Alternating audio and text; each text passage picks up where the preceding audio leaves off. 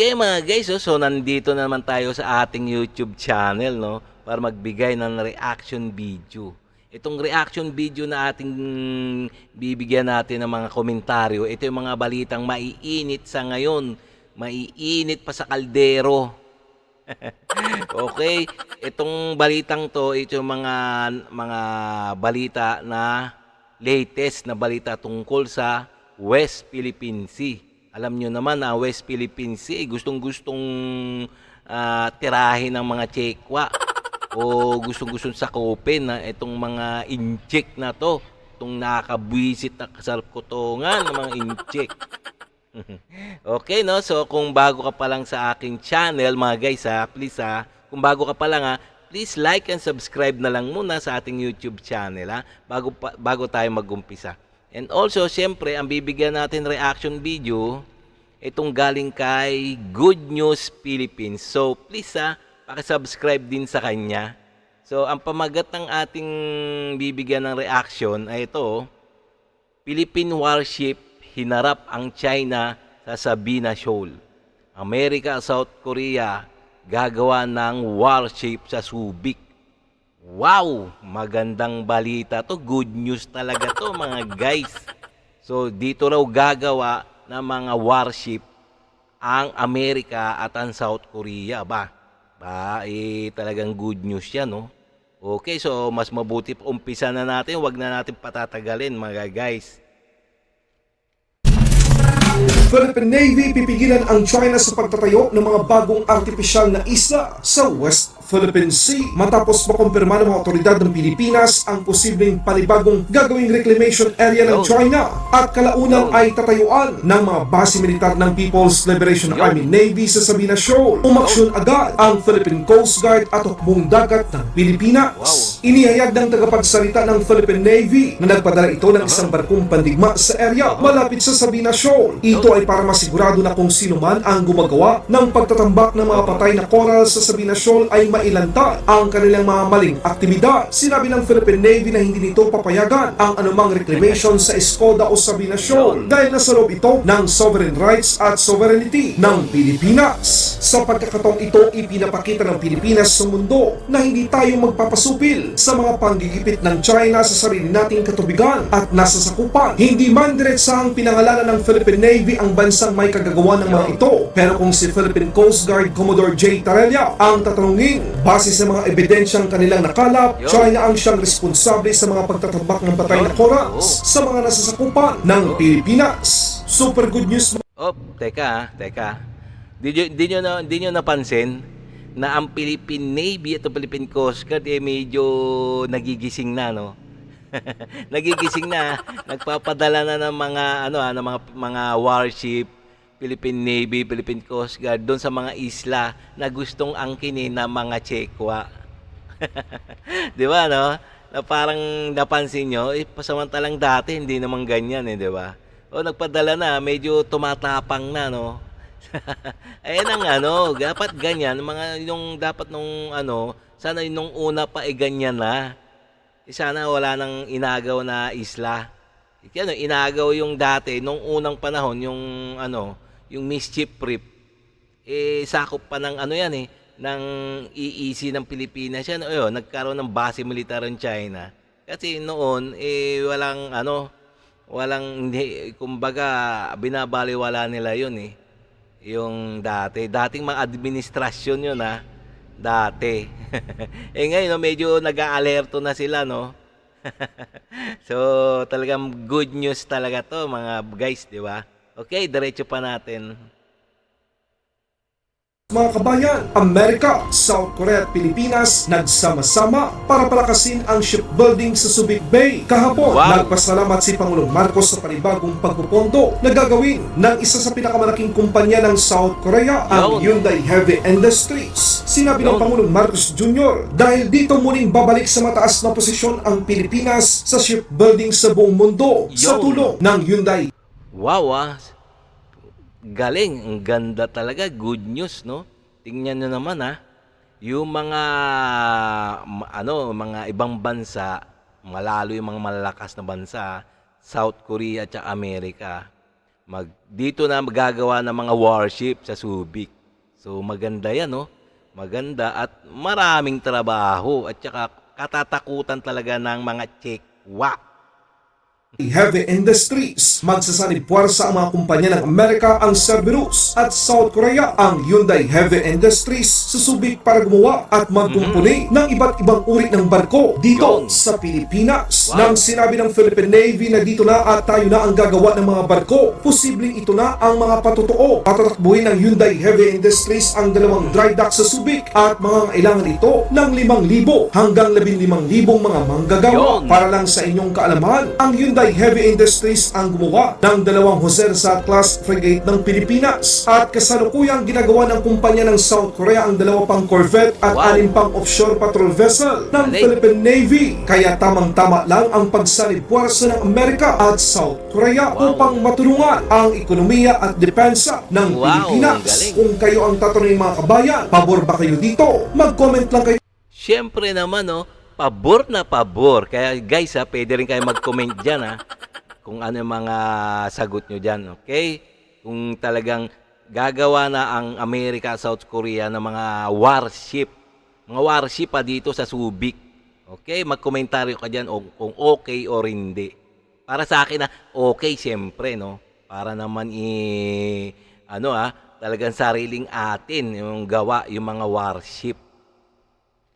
kayo sa video na ito. Sa ibang balita naman mga kabayan, ngayong araw ipinakita ng Pilipinas sa China at sa mundo ang tapak na dumadaloy sa dugong Pilipino na ang pagpunta sa panatagsyong gamit ang mga bangkang di motor ay isang karapatan at kalayaan na hindi pwede Op! Tingnan nyo naman yung mga convoy ng civilian yung coalition atin to Talagang pumunta sa Scarborough sa West Philippine Sea para patunayan na talagang sa Pilipinas ang West Philippine Sea within EEZ ang tatapang. Ganyan ganyan katatapang ang Pilipino. Tingnan nyo, mga bangka-bangka lang yan pero talagang naipagdikdikan, hindi natakot sa mga Chinese Coast Guard at China Navy. So talagang ganyan ang mga civilian. Ganyang katatapang ang mga civilian na Pilipino. Civilian ewan ko lang doon sa mga Philippine Navy, Philippine Coast Guard. Siguro naman matapang din naman sila. Mag-comment na rin kayo diyan, di ba?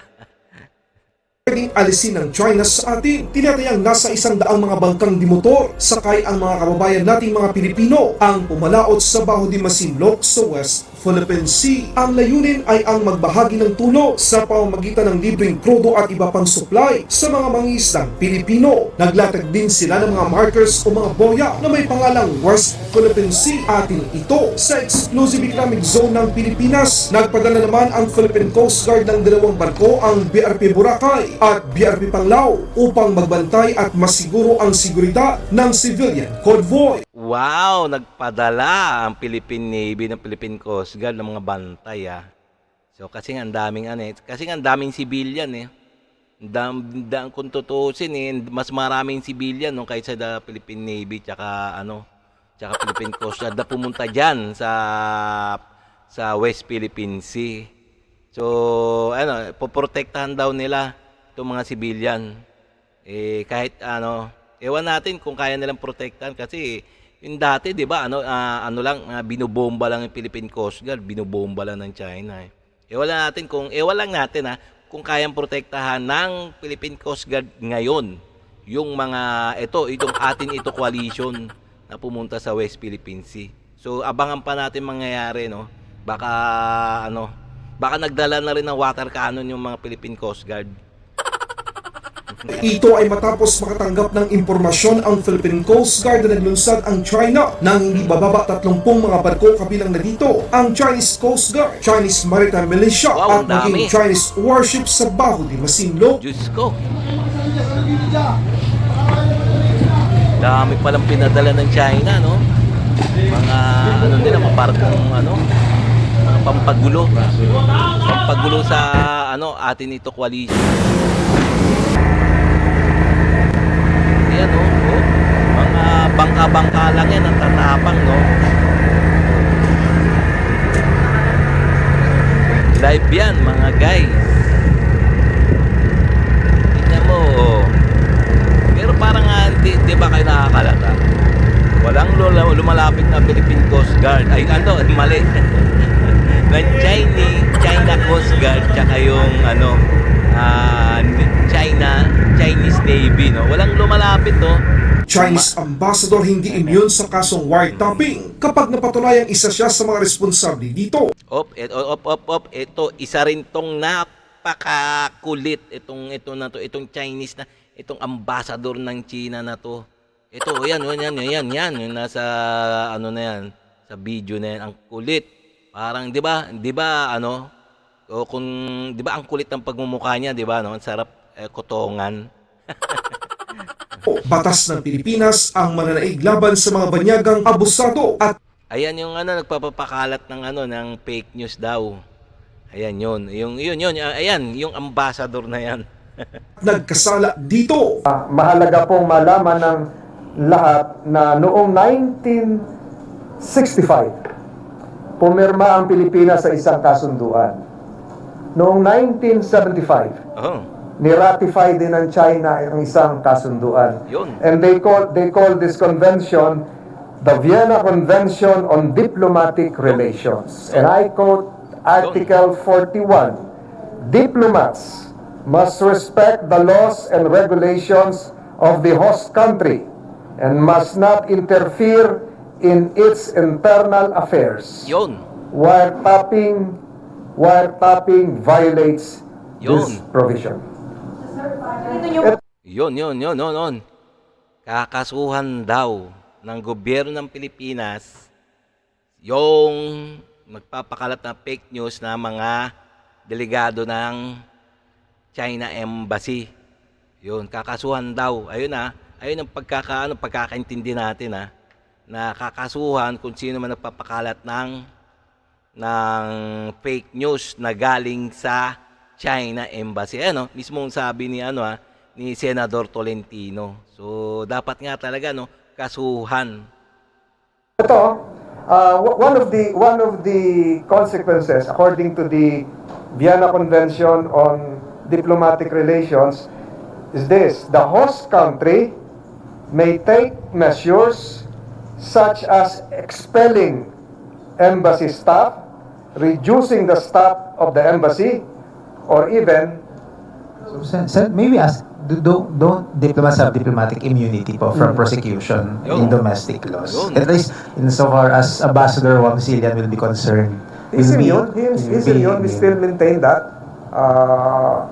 except yung immunity would only refer to the regular performance of their functions as contained in this Convention on Diplomatic Relations. Pero kung yung ginagawa mo outside your functions na, halimbawa ikaw ay Oo. nag-commit ng violation sa under the revised penal code, pwede ka ma-prosecute as far as I'm concerned. But of Yun. course, it would be subjected to diplomatic negotiations. Okay, no? Ayan, Talagang ayon sa batas, sabi ni Senator Tolentino, ayan, na kakasuhan kung napatunayan na nagkakasala yung mga diplomat ng Chinese dito sa Pilipinas. So, sana nga, ay, wag sana. Ay, depende siguro no, mga guys. So, pwede rin kayo magkomento dyan, kung pwedeng kasuhan yung mga, yung mga Chekwa, mga Chino sa mga, mga diplomat diyan sa Philippine Embassy, China Embassy. So, dapat nga talaga. So, okay, no, mga guys, So, nalaman natin na ang ating mga Pilipino, mga civilian ay matatapang talaga. Mas matatapang pa sila sa Philippine Navy at Philippine Coast Guard.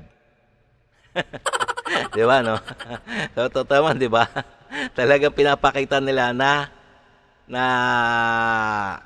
atin ang West Philippine Sea. Within EEZ lang, Exclusive Economic Zone. Yan mo, So, pero yung mga China, ang lalayo nila.